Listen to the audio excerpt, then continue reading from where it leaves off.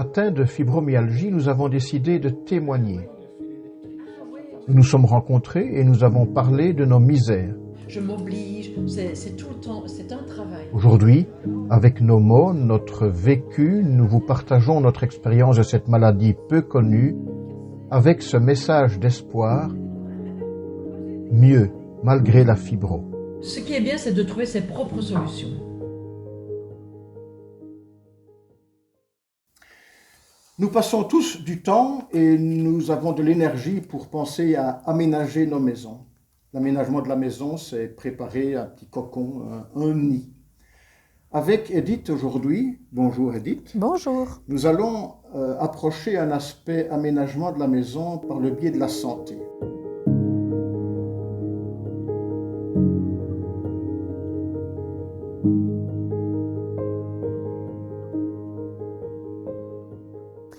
Mais le problème de la salle de bain, c'est d'avoir un bac de douche qui est très petit, avec une tenture qui me colle à la peau, un évier qui est trop bas et une toilette qui est trop basse aussi. Et donc, il faut trouver une solution pour aménager cette salle de bain, mais financièrement, je n'ai pas les moyens. Et les raisons, je veux dire, physiques, tu peux les décrire un peu? Pourquoi il fallait absolument changer? Dans le bac de douche, il était tellement petit que j'avais peur de tomber. J'avais rien pour m'asseoir. Ce rideau qui me collait, j'ai déjà failli tomber. L'évier, j'ai très mal au dos et mal aux jambes. J'ai une jambe qui s'engourdit tout le temps. Et la toilette, c'était des crampes automatiquement. Donc. Et qu'est-ce qui fait qu'à un moment donné, tu décides? Et puis tout d'un coup, il y a une lumière brillante qui arrive ou bien... J'ai appris que la Vic pouvait m'aider financièrement à aménager ma salle de bain. Donc je suis allée chez Solival à Montgodine et là on m'a conseillé. Une dame est venue chez moi pour voir l'aménagement qu'il était possible de faire et ça s'est franchement très bien passé. Donc parce qu'en fait tu as une aide possible parce tu as un statut particulier.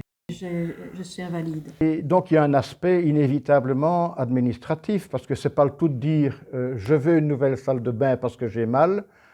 Il faut à un moment donné être porteur de son propre projet. C'est vrai que c'est des démarches qui sont épuisantes parce qu'avec la fibromyalgie, il est difficile de sortir de son cocon et de faire des démarches, c'est lourd de conséquences. Et donc tu as pu rencontrer quelqu'un, tu as été écouté, la personne est venue chez toi et là qu'est-ce qui se passe? Et les démarches se suivent et je vais dire une petite année après, on vient m'installer ma salle de bain. À nouveau, quand même un certain brouhaha, désordre, désorganisation. Oui, bien sûr, parce que la maison est tellement petite que les outils des ouvriers étaient sur mon lit, que aller à la toilette c'était infaisable puisqu'ils étaient dans la salle de bain. C'était en plein hiver, donc les portes qui restent ouvertes et la douleur, ça va pas non plus. Non. Et puis alors est arrivé ce moment de l'inauguration officielle en ta présence. Et qu'est-ce qui s'est passé de neuf alors?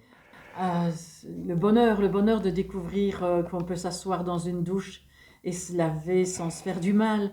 C'est d'avoir un évier qui est à hauteur et ne plus devoir se baisser et se faire du mal aussi. Retrouver le plaisir de pouvoir se laver sans se faire du mal. Et si tu avais un conseil à donner à des personnes qui sont dans la même situation que toi, tu dirais quoi? Faites-le. Donc c'était des démarches qui prennent, c'est vrai, beaucoup d'énergie. Mais aujourd'hui, je peux dire...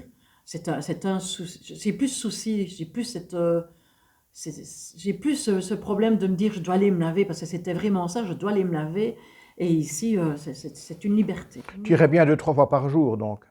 Probablement. Oui, c'est ça. Et un mot pour dire ce que ça a apporté? Il y en a beaucoup, mais je dirais plaisir. Nous vous souhaitons également, si vous êtes dans la même situation qu'Edith, ce plaisir de découvrir à un moment donné qu'il est agréable de prendre soin de soi.